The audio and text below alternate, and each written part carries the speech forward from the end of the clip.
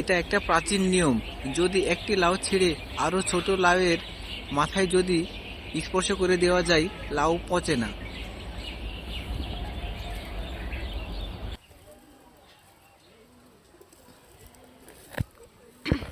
এ দেখো একটা,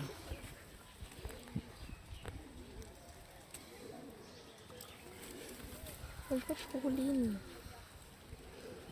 ওই পাশে একটা। ফুলিটা হয়নি মামা।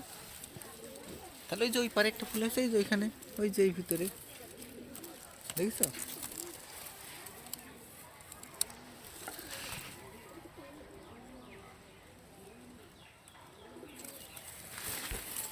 তারপরে এ দেখো একটা,